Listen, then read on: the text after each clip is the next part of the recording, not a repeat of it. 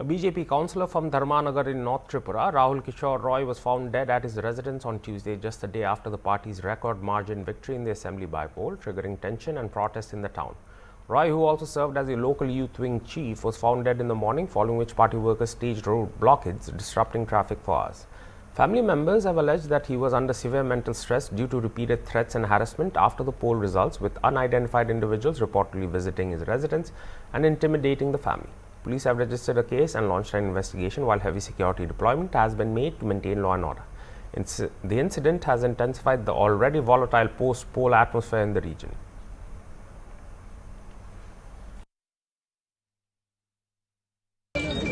আপনি তো ওনার প্রতিবেশী, তারপর আপনি কি বলতে চাইবেন?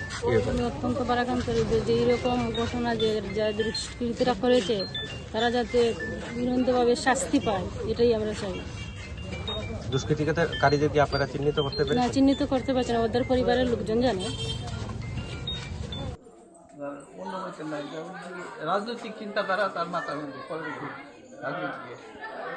আর কালকে রাত্র 1-1:30টার সময় এই রকম মানুষ আইয়া দরজা ধাক্কাইছে, এটা গেটো বয়সটা পুরো হয়েছে না, 2-3 বার করছে।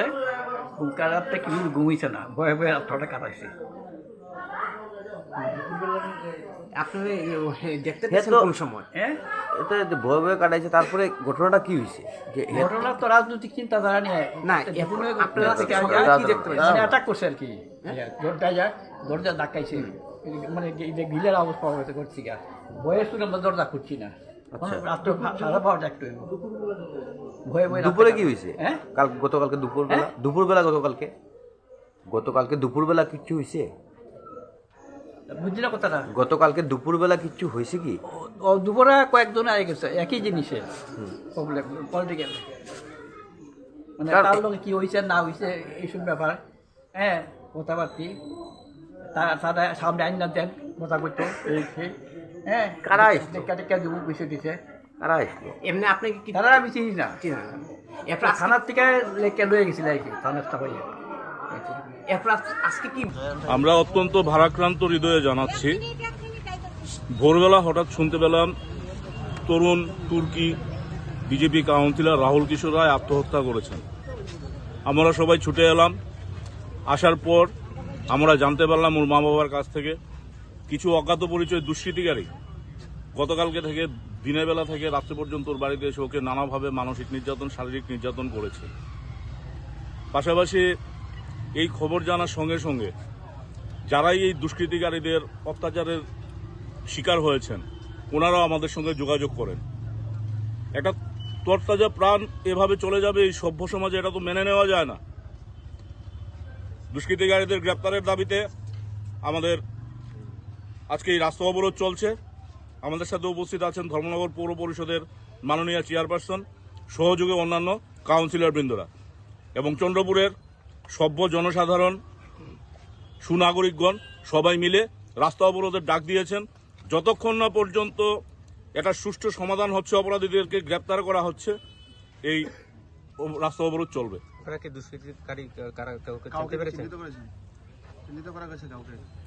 ওরা এখনো আইডেন্টিফাই করা যায়নি, তবে আইডেন্টিফাই করা যাবে।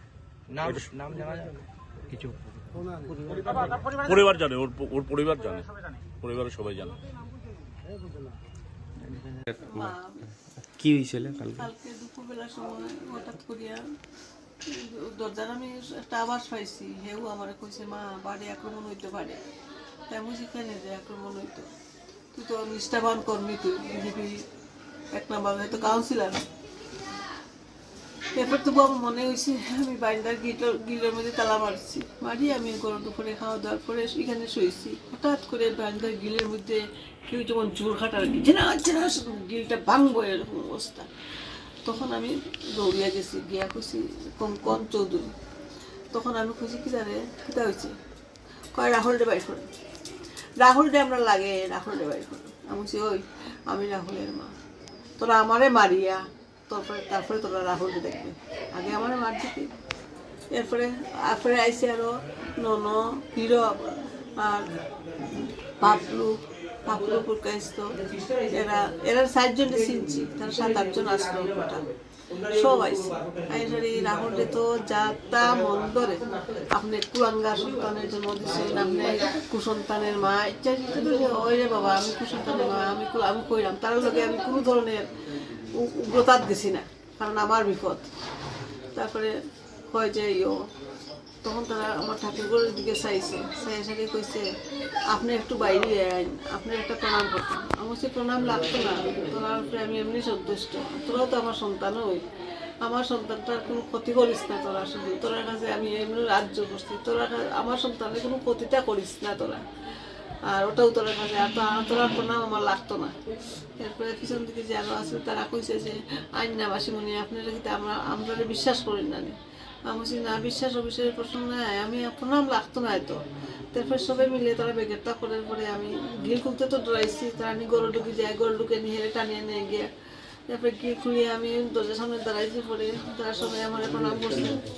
আমি বলছি যে তোরাও আমার সন্তান, তোরা জন্ম দিছি না, কিন্তু আমার সন্তানটার ক্ষতি তোরা করিস না, আমার সন্তানটাকে তোরা বাঁচতে দিস, তোর যে অবস্থা দেখলাম তোর কাছে আমার অনুরোধ। এই কথা কইছি পরে আপনার পুরা চরিত্র ইয়ে নেই সে কিতা কইয়া বাজে বাসায় কিতা বাসায় তো মুখে দেয় তো এত বাজে বাসায় গালাগালি করছে পরে।